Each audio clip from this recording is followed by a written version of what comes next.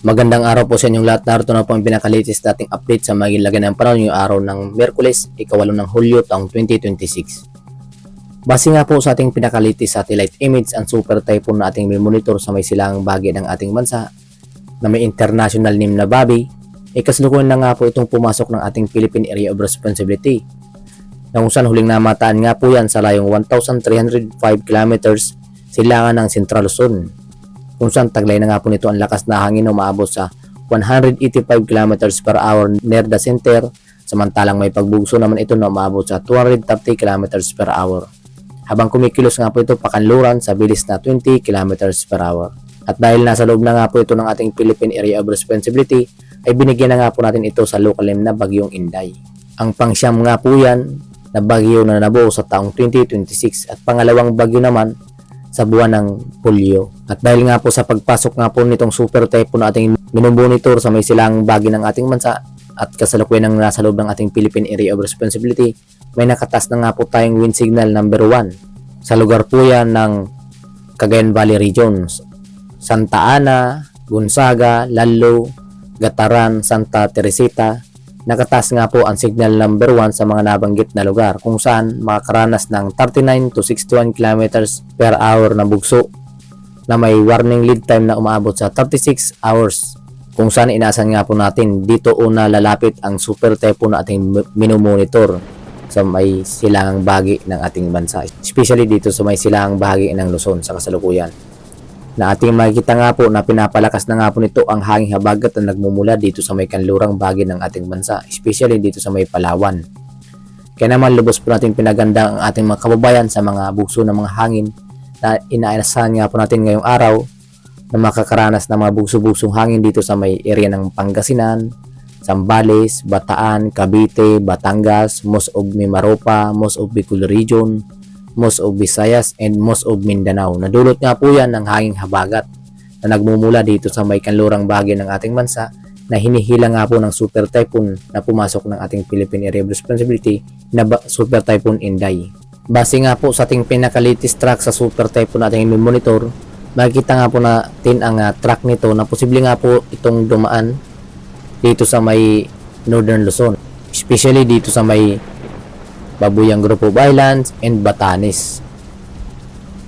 Nabase nga rin po sa pinaka-climatological track sa buwan ng July, makikita nga po natin ang mga bagyong nabubuo sa labas ng ating Philippine Area of Responsibility. Kumikilos nga po ito pahilagang kanluran, kung saan nga po posible nga pong dumaan dito sa may Babuyang Group of Islands and Batanes. Ang unang senaryo po yan, at pangalawa namang senaryo, meron nga pong kumikilos pahilagang kanluran at posible pang pakanluran ang kanyang pagkilos, kaya naman posibleng dumaan dito sa may Central Luzon. Ang pangalawang senaryo po yan. At ang pangatlong senaryo naman po ay posibleng dumaan dito sa may Visayas, kikilos pa hilagang kanluran patungo dito sa may Masbate, Romblon, Marinduque, patungong Batangas, bago tuluyan makatawid ng ating bansa. At mayroon nga rin pong lumilihis nga lang din po ang track, kaya naman maging alerto lang po tayo dahil posible pang magbago ang track dito sa super typhoon nating minumonitor. Yan po ay pinakabase nga po yan sa climatological track sa buwan ng July, kung saan kapag may nabubuong bagyo, dito nga po dumadaan sa pinaka-track na ito ang mga nabubuong bagyo. Nainasan nga po natin, nakikilos nga po ito pakanluran, hilagang kanluran, na posible nga po muna mas malapit na ito dito sa may silangang bahagi ng Visayas. Kaya naman maging alerto lang po tayo dahil posible pa tayo magtaas ng wind signal sa ilang bahagi pa ng ating bansa. Lalabos po natin pinag-iingat at pinaghahanda nga po ang ating mga kababayan sa mga malakas na hangin at mapaminsalang mga ulan, na kung saan posible nga pong magdulot ng mga pagba at paggunang lupa sa mga bundok na lugar. Kaya naman maging alerto lang po tayo. Nabase nga po sa ating pinaka-latest satellite image na posible nga po ditong dumaan sa may hilagang Luzon man na ating makikita na posibleng dumaan dito sa may Babuyang Group of Islands and Batanes, kung saan sakop nga rin po nito ang Northern Luzon, especially sa lugar ng Ilocos Norte, Apayao, Cagayan Valley Region, Abra, Kalinga, Isabela, Mountain Province, Ilocos Sur, Ifugao, Northern portion of Aurora, Nueva Vizcaya, and Quirino.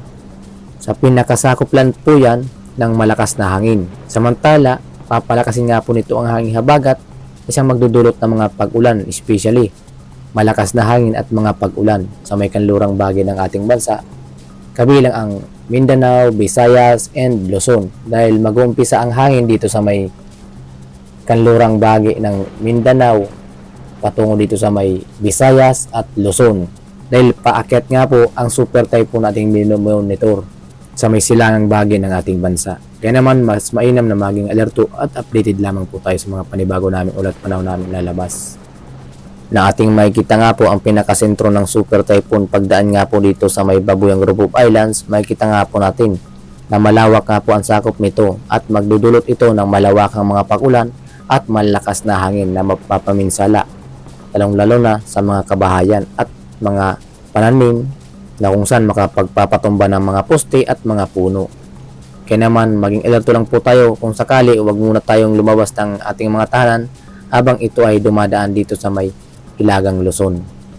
Dahil nga po sa mga banta ng malakas na hangin kung saan sinasamahan po yan ng mga malakas na mga pag-ulan na magdudulot ng mga pagba sa mababang lugar at pagguho ng lupa sa mabundok na lugar, mas mainam makaiwas po tayo sa pinsala ng super typhoon Inday. Na ating makikita nga rin po na posibleng nga rin pong may kasunod pa nga rin po itong super typhoon sa labas ng ating Philippine Area of Responsibility.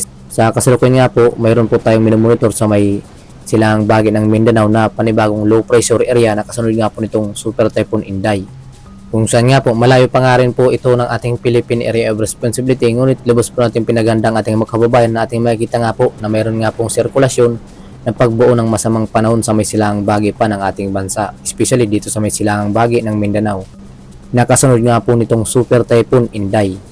Makikita nga po natin sa pinaka-satellite image na posible nga pong dumaan dito sa may silangang bahagi ng Visayas. Sa lugar po yan ng Northern Samar, Eastern Samar, Samar, Masbate, Romblon, Marinduque, Oriental Mindoro, Occidental Mindoro. Ang kasunod nga po nitong super typhoon Inday na panibagong low pressure area dito sa may silangang bahagi ng Mindanao, na kung saan nga po kumikilos nga po rin ito pakanluran, hilagang kanluran ng kanyang pagkilos.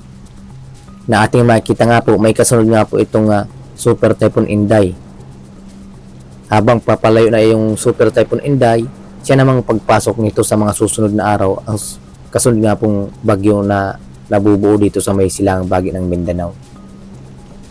Na ating makikita nga po na magdudulot nga rin po itong ng mga malawakang mga pag-ulan sa pagdaan nga po nitong super typhoon at ng low pressure area sa silangang bahagi ng Visayas patungo dito sa may Oriental Mindoro. At kung pumasok nga rin po itong low pressure area nating monitor sa loob ng ating Philippine Area of Responsibility at ganap na bagyo, ay bibigyan nga po natin ito sa local name na Jose, ang pang-10 na bagyo na posibleng mabuo sa taong 2026. So maging alerto lang po tayo dahil may kasunod na nga po itong super typhoon Inday sa may silangang bahagi na nga po ng Mindanao. Kung saan maging updated lamang po tayo kung ito nga ba ay papasok ng ating Philippine Area of Responsibility, na ating nga pong nakita sa pinaka-latest track na may kasunod nga po itong dumaan dito sa may Visayas. Patungo nga po dito sa may kanlurang bahagi ng ating bansa, especially kanlurang bahagi ng Oriental Mindoro. At para naman sa maging lagi ng panahon yung araw dito sa Luzon, asahan nga po natin makakaranas na nga po tayo ng mga localized thunderstorm or mga biglaang burst ng mga pag-ulan na dulot nga po nitong hanging habagat na hinihila na nga po nitong super typhoon na ating monitor sa may silangang bahagi ng ating bansa. Na kung saan yung pinakasirkulasyon na hangin ay hagip na nga rin po ang silangang bahagi ng Luzon, including Visayas. Kaya naman inaasahan nga po natin ngayong araw na makakaranas ng maulap na paporin na sinasama ng mga kalat-kalat ng mga pag-ulan, especially dito sa may Cagayan Valley Region, Isabela, Aurora, Quezon, Bicol Region. Ay inaasahan nga po natin makakaranas ng maaliwalas na panahon na sinasama ng mga kalat ng mga pag-ulan. Nadulot nga po nitong sirkulasyon ng hangin na magdudulot yan ng maulap na paporin at mga buhos ng mga pag-ulan, especially pagsapit ng hapon at gabi. Samantalang dito naman sa may kanlurang bahagi ng Luzon, asahan nga rin po natin na epekto nga rin po ng hanging habagat na hinihila na nga rin po ng super typhoon Inday na pumasok na ng ating Philippine Area of Responsibility. Kaya naman magdudulot nga rin po ito ng bagyang maulap na paporin na sinasamahan din po ng mga kalat-kalat na mga pag-ulan, especially dito sa may Ilocos Region, Pangasinan, Zambales, and Bataan, including Cavite, Metro Manila, at Batangas. Kabilang na rin po dito sa may Oriental Mindoro, Occidental Mindoro, Romblon, Marinduque, and Palawan. Nadulot nga po yan ng hanging habagat. At para naman sa magiging agwat ng temperatura dito sa may Legazpi, ay inasahan pa rin po tayong temperatura na umabot sa 27 hanggang 32 degrees Celsius. Samantalang dito naman sa may Tuigaraw, 26 hanggang 32 degrees Celsius ang ating nasa agwat ng temperatura. Samantalang dito naman sa may Lawag, 26 hanggang 32 degrees Celsius. Baguio, 17 hanggang 24 degrees Celsius. Metro Manila, 26 hanggang 31 degrees Celsius. Tagaytay, 26 hanggang 29 degrees Celsius. At para nga po sa may ginlagyan ng panahon dito sa may Visayas and Mindanao, sa kasalukuyan nga po, nasan nga po natin makadulot na nga po itong maulap na paporin ang hanging habagat. Kaya naman, maging alerto lang po tayo dito sa may kanlurang bahagi ng Visayas.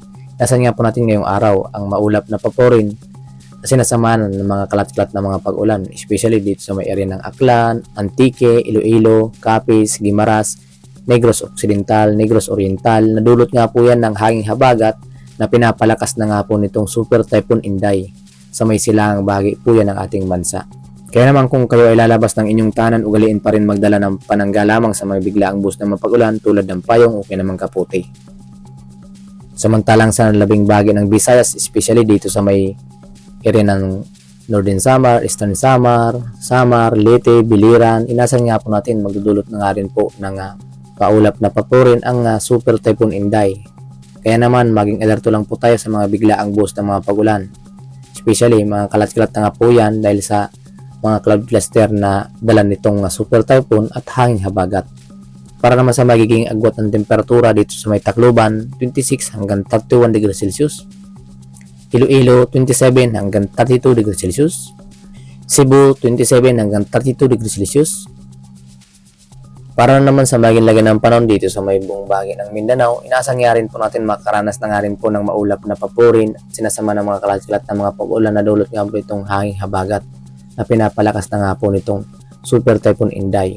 Sa lugar po yan ng Tawi-Tawi, Sulu, Basilan, Zamboanga del Norte, Zamboanga del Sur, Misamis Occidental, Lanao del Norte, Lanao del Sur, Maguindanao, Sultan Kudarat, South Cotabato, Sarangani, Davao Region, kung saan nga po may inasan nga po na tayong mga pag-ulan, na kung saan nga po mayroon po tayong nakataas na weather advisory. Sa kasalukuyan nga po dito sa may bahagi ng Sultan Kudarat at Sarangani, may nakataas po tayong weather advisory kung saan 50 hanggang 100 mm na mga pag-ulan na maaring magdulot ng mga pagba at paggulo ng lupa sa mababang lugar, na kung saan inasan nga po natin ang mga pag-ulan sa mga nabanggit na lugar, especially dito sa may Sultan Kudarat at Sarangani. Nadulot nga po yan ng hanging habagat na hinihila nga po itong Super Typhoon Inday. Kaya naman kung kayo ay lalabas ng inyong tanan, ugaliin pa rin maging alerto at updated lamang po tayo sa mga panibago namin ulat po na namin lalabas. Ukol nga po sa mga banta na mga pagba at pagguho ng lupa. Nadulot nga po ng mga pag-ulan na ating inasahan ngayon hanggang sa mga susunod pang araw. Samantalang sa labing bahagi pa ng Mindanao, inasan nga rin po natin makakaranas na ng bahagyang maulap na paporin.